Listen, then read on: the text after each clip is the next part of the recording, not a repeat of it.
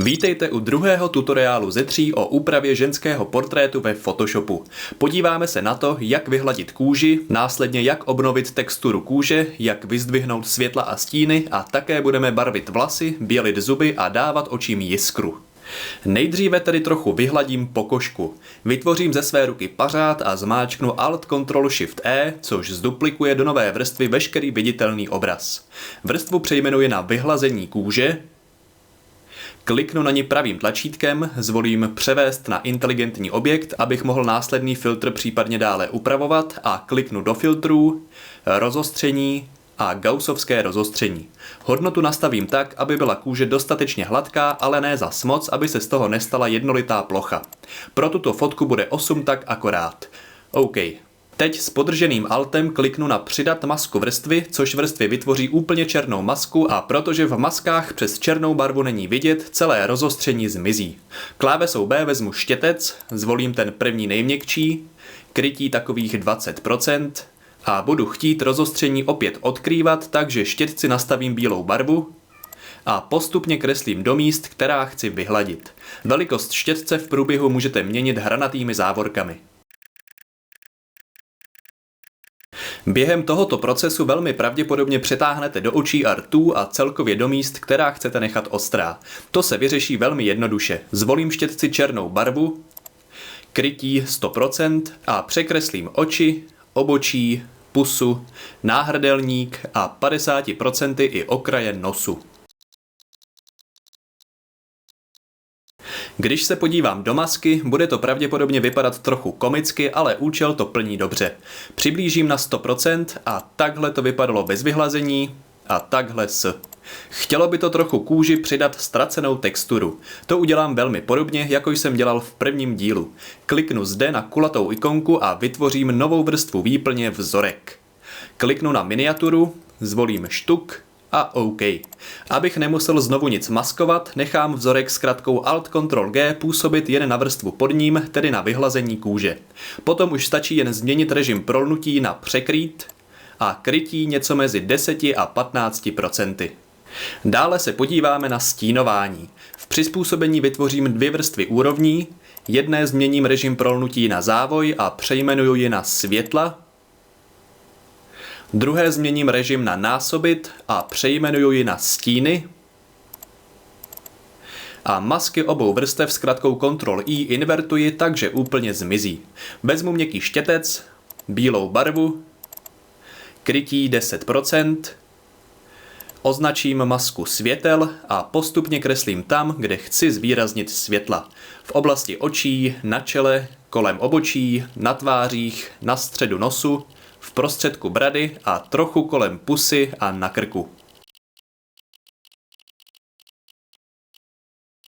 Dále označím masku stínů a udělám to samé, akorát teď budu obraz stmavovat. Po stranách obličeje a krku, přes obočí, nad očima, v dolní části tváří a prostě všude, kde by bylo dobré stíny zesílit. Na závěr je rozumné to ještě trochu očima zkontrolovat, takže obě vrstvy skryju, podívám se, jak působí světla a pokud je to moc, tak prostě snížím krytí vrstvy a pokud je to málo, můžu buď štětcem ještě světlo přimalovat nebo s kratkou Ctrl-J vrstvu skopírovat. To už je ale opravdu hodně, takže ji zase deletem vymažu. Teď se podíváme na to, jak působí jen stíny a trošku jim snížím krytí. Pro přehlednost tyhle 2 vrstvy vždycky rád dávám do jedné skupiny, což se dělá tak, že je označím a zmáčknu Ctrl-G. Skupinu přejmenuji na světla a stíny. Takhle to vypadalo bez nich, takhle s nimi. Teď se podíváme na obarvení vlasů. Nejdříve je třeba vlasům vytvořit masku, což může být poměrně zdlouhavé, pokud chcete masku opravdu precizní. Já použiju můj oblíbený nástroj rychlý výběr, který má zkratku 2V a tam, kde to půjde, vlasy překreslím. Potom zkratkou Alt-Ctrl-R vyvolám zpřesnění okrajů, zaškrtnu inteligentní poloměr a poloměr posunu na takových 20 bodů. To výběr trochu vylepší. OK.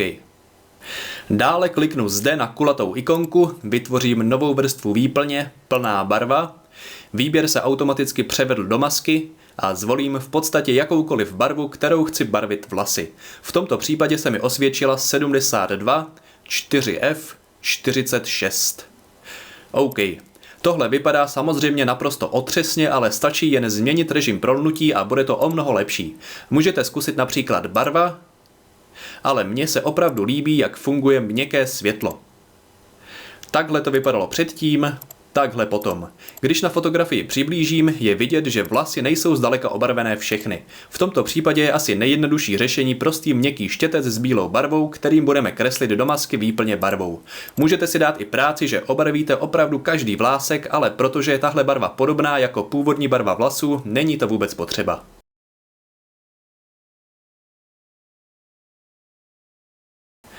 Tak, to by mohlo být. Vrstvu ještě přejmenuji na barva vlasů. Na této technice je také fajn, že kdybyste si usmysleli, že chcete barvu vlasů trochu jinou, jednoduše kliknete do miniatury výplně barvou a zvolíte, jakou barvu chcete. Ale samozřejmě čím radikálnější změny provedete, tím budete potřebovat přesnější masku vlasů.